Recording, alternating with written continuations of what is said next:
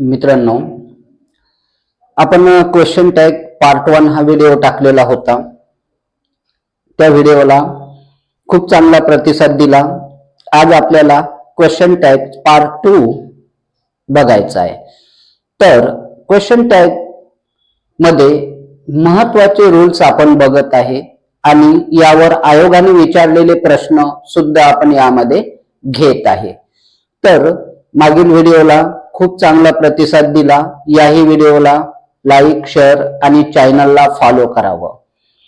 तर मित्रांनो, बघा आता काही व्हिडिओ आपण बघितले. तर बघा, जर वाक्याची सुरुवात दीजने किंवा दोजने झालेली असेल, कशाने झालेली असेल? दीज किंवा दोजने झालेली असेल, तर क्वेश्चन टॅग मध्ये दे घ्यावा. आणि जर धिस आणि दॅटने झाली असेल तर इट घ्यावा. तर बघा, this is very strange. This is very strange हे वाक्य आहे. ह्या वाक्याच्या नंतर इझंट इट, कारण वाक्य ऑफर्मेटिव्ह आहे, टू बी चं रूप घेतलेला इज आणि इजला आपण लावलेला आहे नॉट. मग धिस आपला करताय, तर धिस ऐवजी काय घ्यायचं आहे? तर it. These are very simple. The aren't they? Aren't they? मित्रांनो, आज्ञार्थी वाक्य असेल तर क्वेश्चन टॅग मध्ये will you हा नेहमी घ्यावा. नेहमी आयोग आपल्याला नेहमी will you चंच आन्सर देत आहे बऱ्याच वेळा. आणि यामध्ये कधी कधी won't you सुद्धा घेतला जातो. won't you सुद्धा घेतला जातो. पण आतापर्यंत विचारलेल्या प्रश्नामध्ये आयोगानं फक्त will you हेच आन्सर दिलेला आहे. मग बघा, open the door, will you. आज्ञार्थी वाक्य असेल तर त्याचा क्वेश्चन टॅग will you ने नेहमी केला जाते, कारण आयोगामध्ये नेहमी आपल्याला उत्तर दिलेलं आहे will you. मग open the door, will you.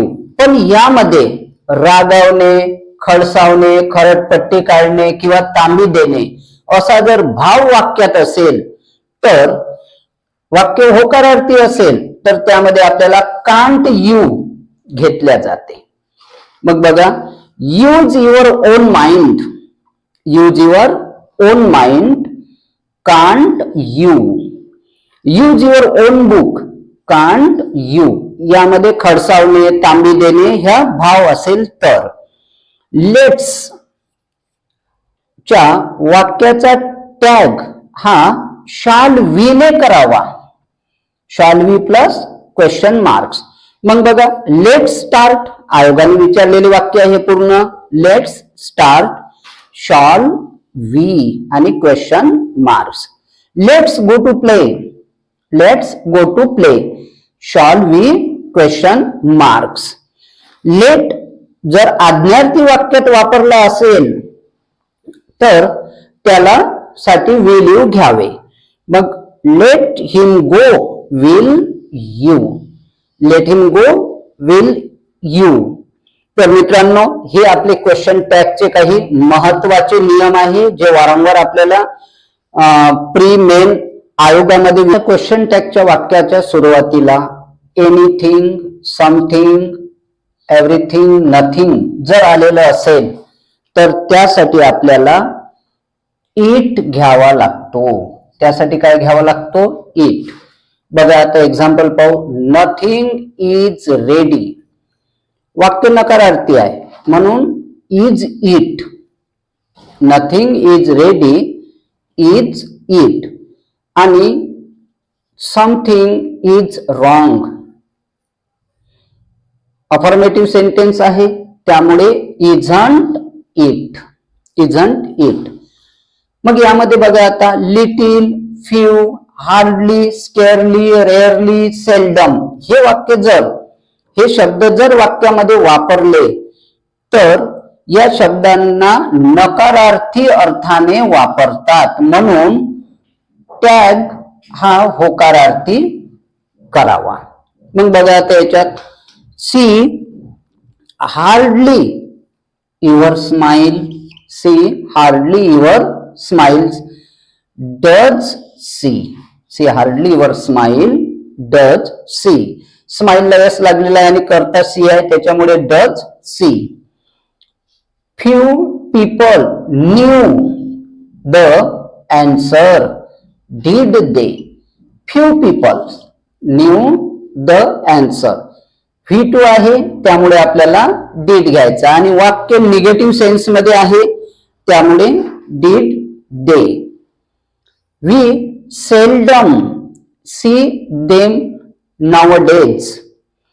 तर we seldom see them nowadays. Do we? तर मित्रांनो हाही रूल आपल्याला एक महत्वाचा आहे. अ लिटिल आणि अ फ्यू चा टॅग हा नकारार्थी करावा. तर बघा आता a few people knew the answer. मग न्यू साठी डिडंट दे. न्यू साठी डिडंट दे. जर वाक्याची सुरुवात देअर न झाली तर टॅग मध्ये सुद्धा देअर घ्यावा. मग बघा there was a king wasn't there. There was a king wasn't there. तर मित्रांनो दोन कर्ते यांना जोडून जर सब्जेक्ट म्हणून आले, दोन कर्ते जर यांना जोडून सब्जेक्ट म्हणून आले तर यांना जोडलेलं वाक्य एक वचनी दाखवत असेल तर एक वचनी टू बीचं रूप घ्यावं आणि अनेक वचन दाखवत असेल तर अनेक वचनी टू बीचं रूप घ्यावं. बघा आता एक उदाहरण बघू आपण. राहुल अँड सचिन दोन व्यक्ती आहेत. Rahul and Sachin are players. मग आता Rahul and Sachin are players. तर इथे दोन व्यक्ती आहेत त्याच्यामुळे आपण आरंट दे हे घेतलेलं आहे. दाल अँड चपाती इज फूड. आता दाल अँड चपाती एक वचनी म्हणून वापरलेलं आहे. इज फूड तर इजंट इट. आता डेअर डेअर आणि नीड कधी क्रियापद म्हणून वापरते तर कधी सेमी मॉडेल ऑक्झिलरी म्हणून वापरते. दोन्ही याचा वापर होतो. जर वरचं वाक्य बघू ही dares to fight.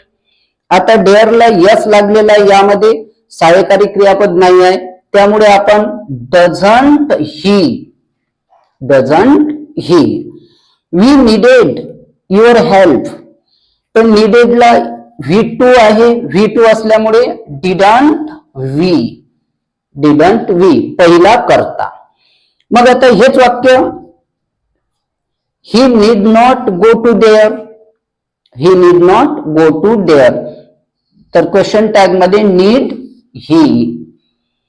You need not be in such hurry. You need not be in such hurry. तर नीड यू. इथं नीडचा उपयोग सहाय्यकारी क्रियापद म्हणून केलेला आहे तर इथं क्रियापद म्हणून केलेला आहे. One can do this work. Can't one. One न सुरुवात झाली तर आपल्याला वनच घ्यायचा आहे क्वेश्चन टॅग मध्ये. मग याच्यामध्ये बघा आता ऑल ऑफ अस यासाठी वी घ्यायचा आहे. ऑल ऑफ देम साठी दे घ्यायचा आहे आणि ऑल ऑफ यू साठी यू घ्यायचा आहे याच सब्जेक्ट म्हणून. बघा आता all of us can do this work तर can't we. None of us वाक्य निगेटिव्ह आहे नन तर none of us knew the way did we. मग आता वाक्याची सुरुवात झालेले शब्द जर महिलासाठी असेल किंवा पुरुषांचा बोध होत असेल तर यासाठी ही सी आणि इट चा वापर आपण केला जाते. जसे my sister sings well. Doesn't she. Doesn't she. तर ठीक आहे मित्रांनो थँक्यू. मागील व्हिडिओला खूप चांगला प्रतिसाद दिला. याही व्हिडिओला लाईक शेअर आणि चॅनलला सबस्क्राईब करावं. धन्यवाद.